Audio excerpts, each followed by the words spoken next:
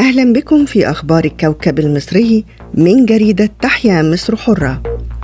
عقد السيد الرئيس عبد الفتاح السيسي بمدينة العالمين اجتماعا ضم الدكتور مصطفى مدبولي رئيس مجلس الوزراء والمهندس كامل الوزير وزير النقل والصناعة ومستشار رئيس الجمهورية للتخطيط العمراني لمتابعة عدد من مشروعات النقل والموانئ على مستوى الجمهورية. وفي سياق متصل وجه الرئيس السيسي بسرعة الانتهاء من كافة المشروعات وفق أعلى معايير الجودة وفي أقصر وقت، مؤكداً أهمية التوسع في مشروعات النقل الجماعي الأخضر. كما تابع الرئيس الموقف التنفيذي لمشروع تطوير ميناء سفاجة الكبير، مشيراً إلى أن مشروعات النقل واللوجستيات تمثل مفتاحاً رئيسياً لتعزيز التجارة العربية والإفريقية.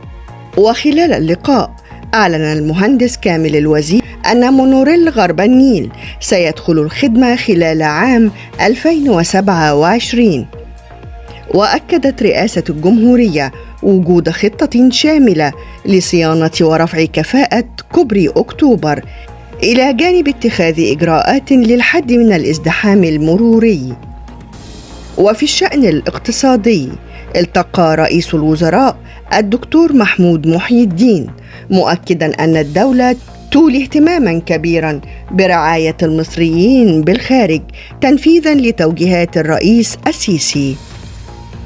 وأشار الدكتور مصطفى مدبولي إلى أن الأزمات التي تشهدها المنطقة أثرت سلباً على توقعات النمو للاقتصاد العالمي، مؤكداً أن مصر تواصل مسيرة التنمية الشاملة في جميع أنحاء البلاد. وبحث وزير الخارجية هاتفياً مع نظيره الكويتي آخر التطورات الإقليمية والقضايا ذات الاهتمام المشترك.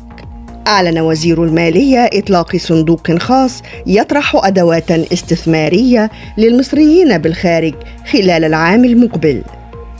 ولأول مرة في تاريخ مصر أعلن وزير الموارد المائية والري إطلاق خرائط مخاطر ارتفاع منسوب البحر في خطوة تدعم خطط التكيف مع التغيرات المناخية. وبدأت القوات المسلحة المرحلة الثانية لمجابهة أعمال التنقيب غير المشروع عن خام الذهب. وفي مؤشر اقتصادي إيجابي تخطت البورصة المصرية حاجز 4 تريليونات جنيه لأول مرة في تاريخها. كما أطلق البنك المركزي المصري بالتعاون مع